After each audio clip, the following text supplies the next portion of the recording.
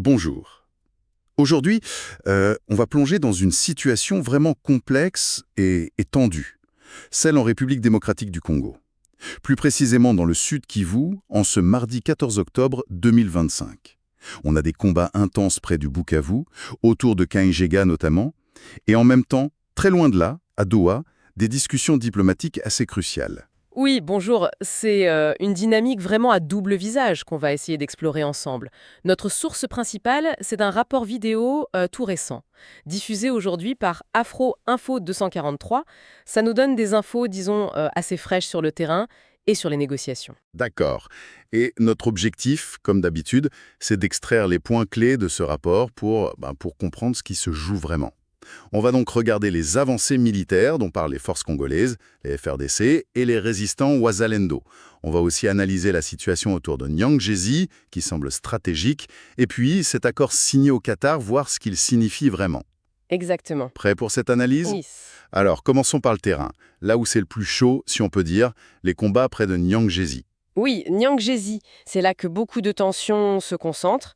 C'est une localité vraiment clé, à une vingtaine de kilomètres de Bukavu seulement. Et Bukavu, il faut le rappeler, est sous occupation M23 RDF depuis février 2025. Donc oui, toute cette zone est hypersensible. Tout à fait. Et le rapport d'Afro Info 203, il confirme que les affrontements là-bas sont intenses, aujourd'hui comme hier d'ailleurs. Et qui contre qui exactement?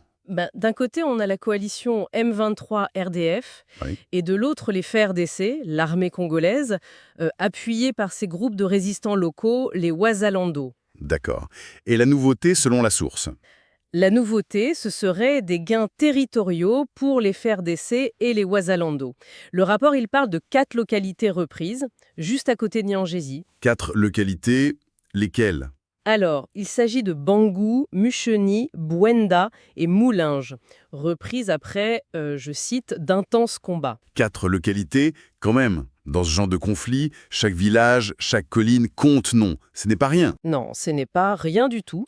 Ça montre une capacité offensive peut-être retrouvée ou en tout cas renforcée des FRDC et des Ouazalendo dans ce coin-là.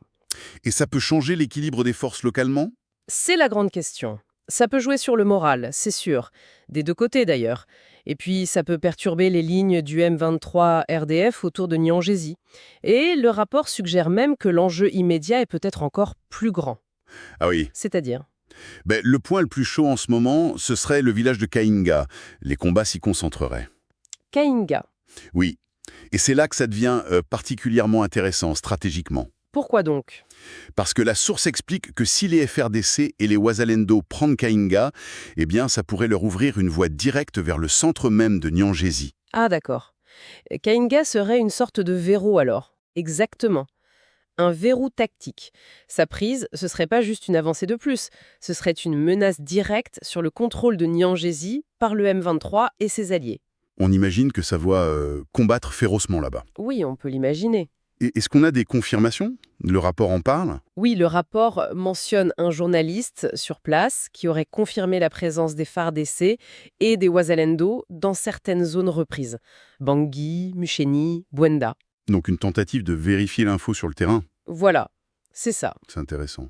Et au-delà de l'aspect purement militaire, quelle est l'importance de Nyangezi plus largement? Alors, ce qui est fascinant ici, c'est vraiment la convergence des enjeux. Nyangezi, c'est pas juste un village près de Bukavu. C'est sur un axe routier majeur, la RN5.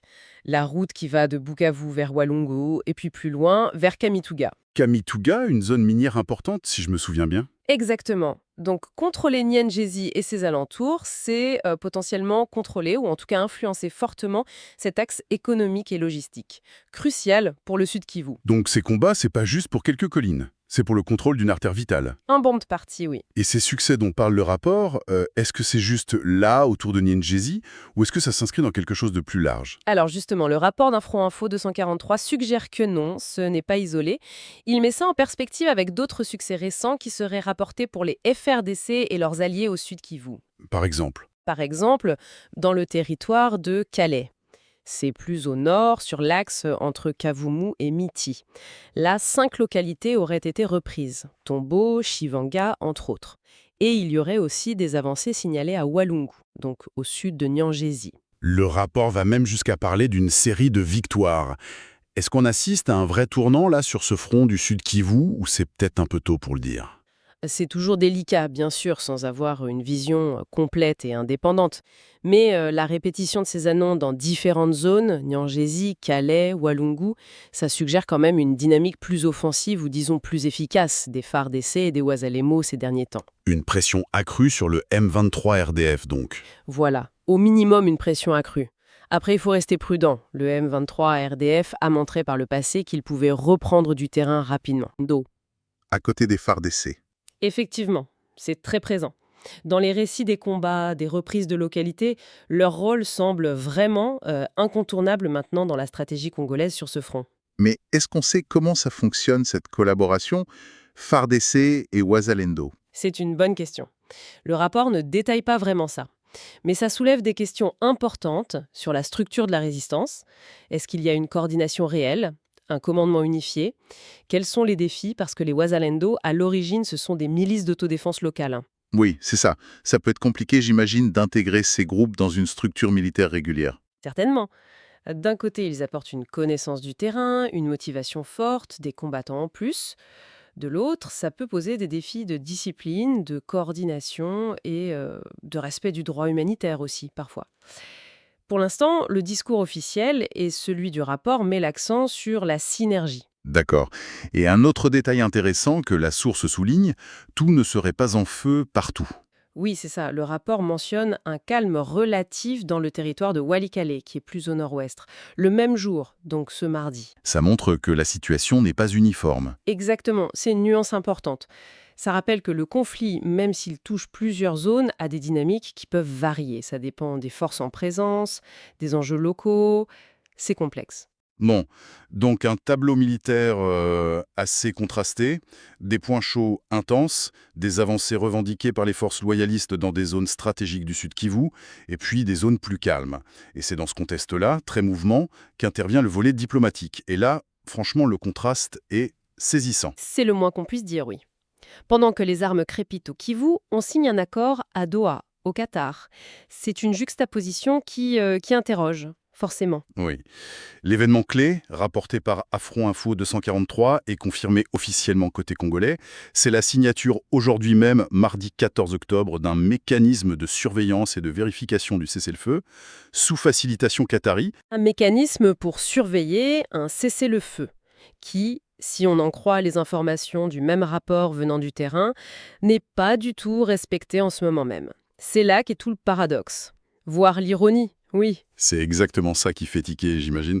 Mais avant d'aller plus loin dans l'analyse, regardons ce mécanisme. Qui l'a signé? Qui y participe? Alors, d'après le rapport, les signataires sont les délégués de la RDC et ceux de l'Alliance Fleuve Congo, l'AFC. C'est la branche politique du M23. D'accord. Donc les deux principaux acteurs du conflit direct. Sur le papier, oui. Ils s'engagent sur ce mécanisme. Et qui va surveiller concrètement? Le mécanisme lui-même doit inclure des représentants de la RDC et du M23. Mais aussi, et c'est là que c'est intéressant, tout un panel d'observateurs internationaux.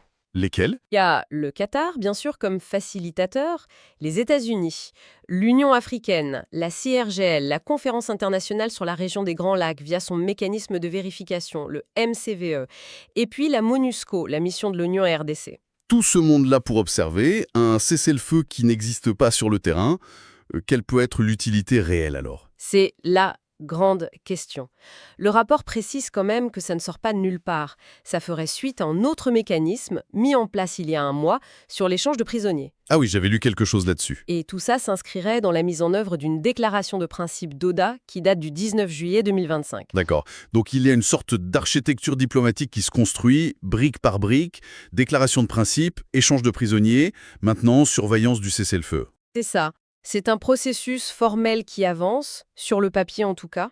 Et la LDC, quelle est sa position officielle là-dessus? Le rapport le dit? Oui, il cite un communiqué de la présidence congolaise qui réaffirme sa ferme volonté de parvenir à une cessation effective et durable des hostilités, et aussi de garantir la sécurité des populations et de préparer un accord de paix global. Le tout en s'appuyant sur ce processus de Doha soutenu par la communauté internationale. La volonté est affichée donc. Mais si on confronte ça à la réalité du terrain décrite juste avant, les combats pour Kainga, les localités reprises, la série de victoires, La contradiction est énorme quand même. Elle est flagrante, oui. Comment on peut sérieusement signer un accord pour surveiller un cessez-le-feu alors qu'au même moment on se bat bec et ongle pour gagner du terrain? Le journaliste d'Afro-Info de Fond 43, il le souligne, j'imagine. Ah oui, il ne manque pas de le relever. Il relaie d'ailleurs des questions qui viendraient des gens qui suivent sa chaîne, des observateurs, un scepticisme profond sur l'efficacité de ces discussions à Doha. Et ce scepticisme, il est compréhensible, non? Oui, parce qu'il est nourri par l'histoire récente. Le rapport le rappelle, les violations passées des cessez-le-feu par le M23 sont nombreuses. Donc la question, posée assez crûment dans la source, c'est qu'est-ce que Doha, ou même Washington, qui est mentionné aussi comme acteur influent, qu'est-ce qu'ils peuvent réellement apporter quand la logique militaire semble dominer sur le terrain? Peut-on croire à la sincérité des engagements pris si loin du front? C'est le cœur du problème, en fait. Cette signature à Doha, est-ce que c'est un vrai pas vers la paix ou juste une manœuvre tactique pendant que la vraie partie se joue ailleurs? On peut imaginer que c'est une forme de ce qu'on appelle parfois la diplomatie sous le feu. C'est-à-dire? C'est-à-dire que les négociations continuent, mais chaque camp essaye d'améliorer sa position à la table en marquant des points sur le terrain. Les gains des Fards à Ouazalando, ça peut servir à faire pression sur la FCM 23 à Doha. Et inversement, la résistance du M23 à RDF, ça vise peut-être à montrer à Kinshasa qu'une solution purement militaire est impossible. Donc ce mécanisme signé aujourd'hui, ce serait presque un baromètre pour mesurer cette pression militaire, plutôt qu'un engagement réel à faire taire les armes tout de suite? C'est une lecture possible, oui, de cette situation très paradoxale. Et ça met en lumière un dilemme terrible pour la RDC, un dilemme qui, d'après le rapport, est très débattu dans la population congolaise. Quel dilemme? Faut-il continuer à croire à la voie diplomatique, malgré les échecs, malgré le sentiment que c'est lent, déconnecté? Ou alors faut-il privilégier la voie militaire, maintenant qu'il y a ces succès récents, même s'ils sont localisés, en espérant une victoire, mais au risque d'un enlisement ou d'une escalade? C'est un choix aux conséquences énormes, dans tous les cas. Pousser l'avantage militaire, ça peut coûter très cher en vies humaines, en destruction. Sans garantie. Exactement. Et miser sur la diplomatie, ça peut être vu comme une faiblesse ou une perte de temps si l'autre camp n'est pas sincère. Et pendant ces calculs stratégiques, les populations civiles, elles... Elles subissent. C'est la réalité tragique que le rapport rappelle aussi. Les déplacements de population continuent, les gens qui fuient les combats, les maisons incendiées à Rutshuru, Masisi, même si c'est plus au nord Kivu, ça fait partie du même tableau sombre. Oui. Le rapport donne même un chiffre attribué au gouvernement congolais. Un chiffre terrible. Lequel? 2270 personnes tuées dans des attaques attribuées à l'armée rwandaise et au M23. Bon, la période exacte n'est pas précisée, mais ça donne une idée de l'ampleur de la violence. Oui, absolument. Même si ce chiffre demande vérification indépendante, il rappelle le coût humain effroyable de ce conflit. Chaque jour de combat, ce sont des vies brisées, des familles déplacées, des traumatismes. Cette souffrance, elle continue, quoi qu'on signe à Doha ou ailleurs. C'est l'arrière-plan dramatique de tout ça. Alors, si on essaie de résumer